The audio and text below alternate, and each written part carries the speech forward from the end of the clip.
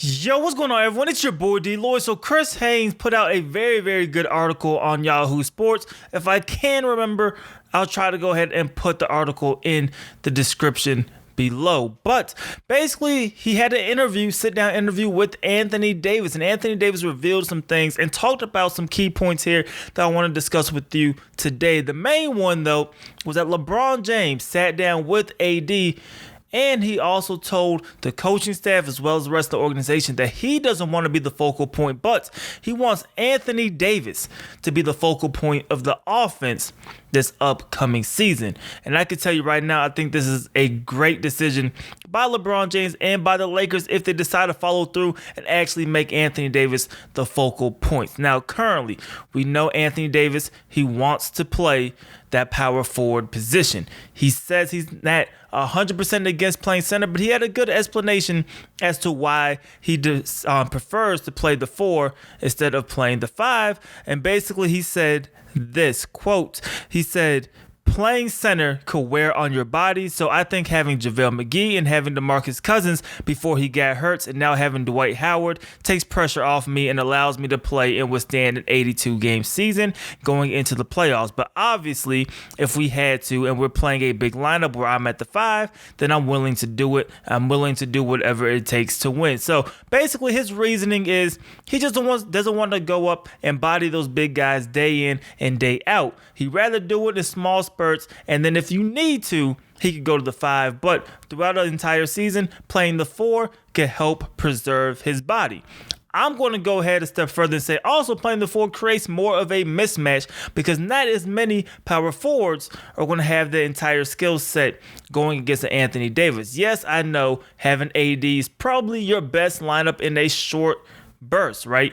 You be able to clear out that lane. The pick and roll with LeBron James is going to be even more lethal because you don't have somebody else clogging up that paint area. But even with that said, I like him at the 4 position.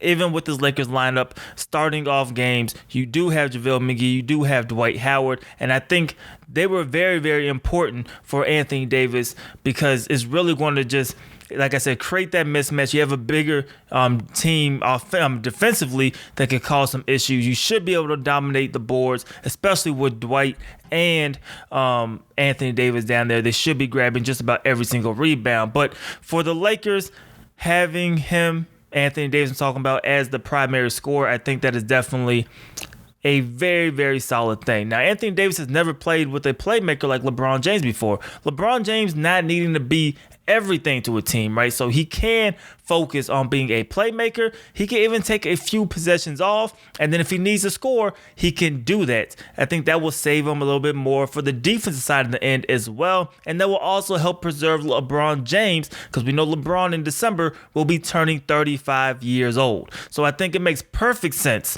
not to rely on LeBron James every single possession.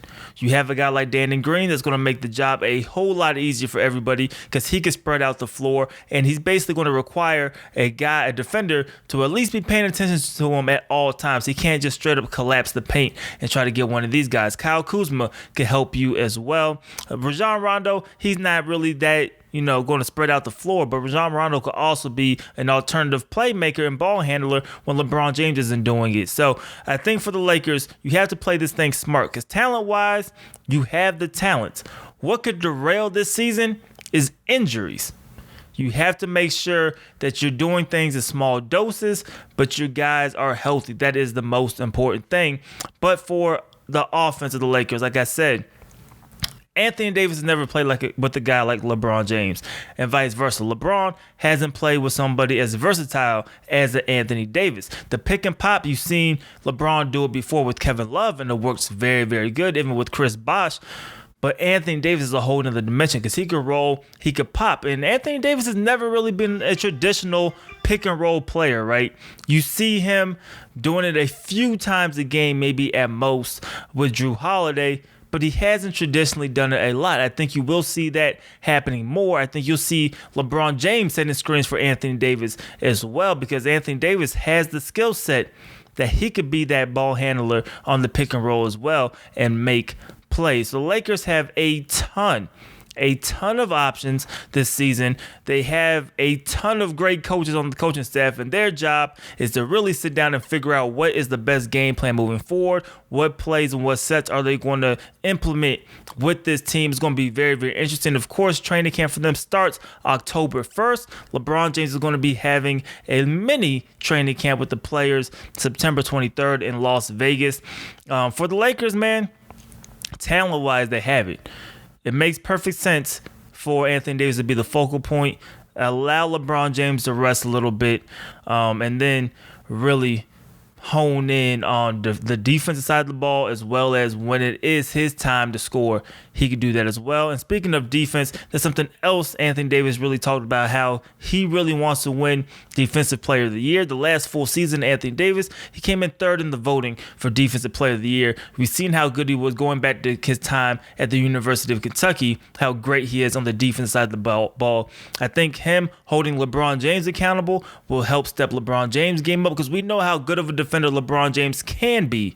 Once he puts all that effort there, I think he'll have more energy, not needing to carry the load completely on offense, to play a little bit more defense. You still have Danny Green who could play defense. Rajon Rondo has slowed down, but he's still a guy who could go out there and play defense. You know, Kentavious Caldwell-Pope, another guy who could play D. You have Dwight Howard. You have JaVale McGee. Those guys are rim protectors. So defensively, I think everybody being all in also helps. I think this is definitely the right idea. But like I said, I'll leave this article in the description below if I can remember, possibly, for you guys to definitely check it out. It's definitely a good read.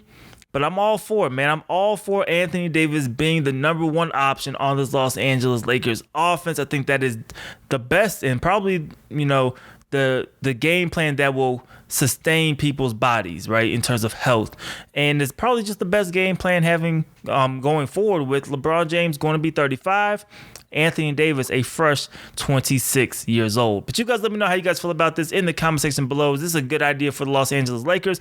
Was it smart for LeBron to basically give up being the number one option to Anthony Davis this early, before the season even begins? I think it's a great idea. Do you think it'll actually hold up, though? Let me know how you guys feel about it in the comment section below. It's your boy DLloyd. I'm going to see y'all next time. Peace.